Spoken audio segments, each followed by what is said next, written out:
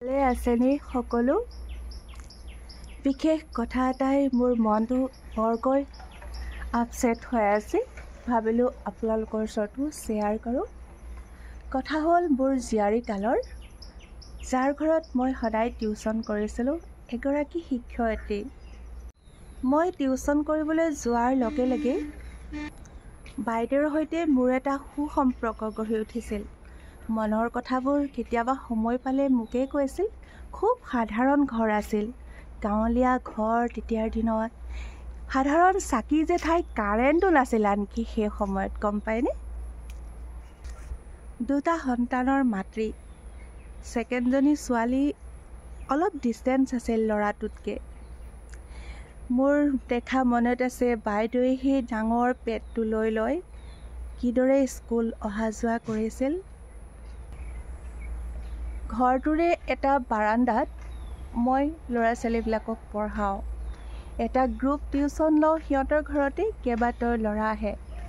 নাৰ্চাৰীৰ পৰা পঢ়াইছিলোঁ মই সিহঁতৰ ঘৰৰ ল'ৰাজনক, লগতে ওচৰ পাজৰৰ আৰু দুটামান সিহঁতৰ ঘৰতে গোট খাই মই সদায় তাতে পঢ়াওঁ। সেই এখন বাৰাণ্ডা, য'ত খালী বাৰাণ্ডা আছিল।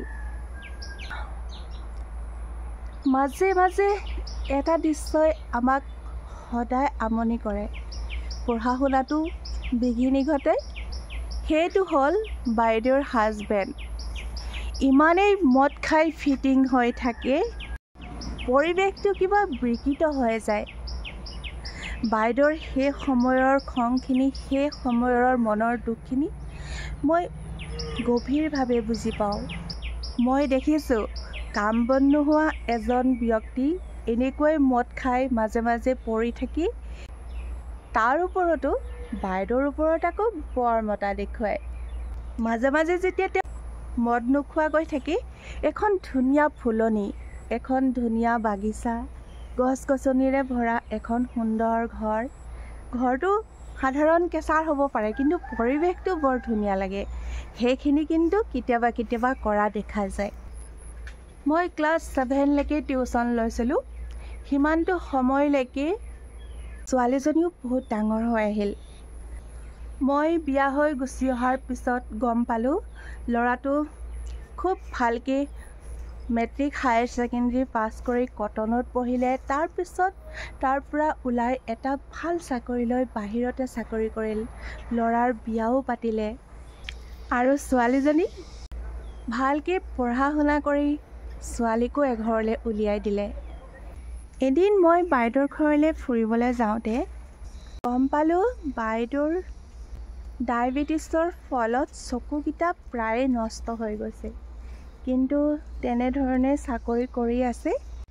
আগৰ ঘৰটো এটা বিল্ডিঙত পৰিণত হ'ল, সকলো সা সুবিধা আহিল, কিন্তু বাইদেউহে একেবাৰে বেমাৰী হৈ থাকিল। চকুকেইটাৰে মোক মনিবই পৰা নাই। যিগৰাকী বাইদেৱে মোক ইমান মৰম কৰিছিল, এসাঁজ ভাত ধৰাতে বহি খাইছিলোঁ, ঘটি এটা দিছিল সেই সময়ত পানী খাবলৈ। মনটো বহুত বেয়া লাগিল যে সেই মৰমৰ বাইদেউগৰাকী শেষ পৰিণতি এনেকুৱাই হ'লনে? এতিয়া গিৰিয়েকে অনা নিয়া কৰে স্কুললৈ গাড়ীখনৰে, তেনেকুৱাই পৰাডোখৰত কৰি আছে যেনে তেনে। টেনশ্যন এনেকুৱা এটা ব্যাধি যিটোৱে নেকি মানুহক ধ্বংস কৰে। ডায়েবেটিছৰ নিচিনা এটা বেমাৰৰো কাৰণ হ'ব পাৰে এই টেনশ্যন, অ'ভাৰ টেনশ্যন। কাৰণ মই অ'ভাৰ টেনশ্যন লোৱা দেখিছিলোঁ সেই সময়ত। মই এইটোৱে ভাবি ভাবি পাৰ পোৱা নাই যে একেবাৰে বুঢ়া অৱস্থাত আৰু যদি জীয়াই থাকে তেওঁ, কি অৱস্থা হ'ব ভাবি চাওকচোন। কাৰণ যাক তেওঁ সফল কৰিবলৈ গোটেই জীৱনটো লগাই দিলে ন, এতিয়া তেওঁৰ সৈতে কোনো নাই, ল'ৰা ছোৱালী পুত্ৰ বোৱাৰী।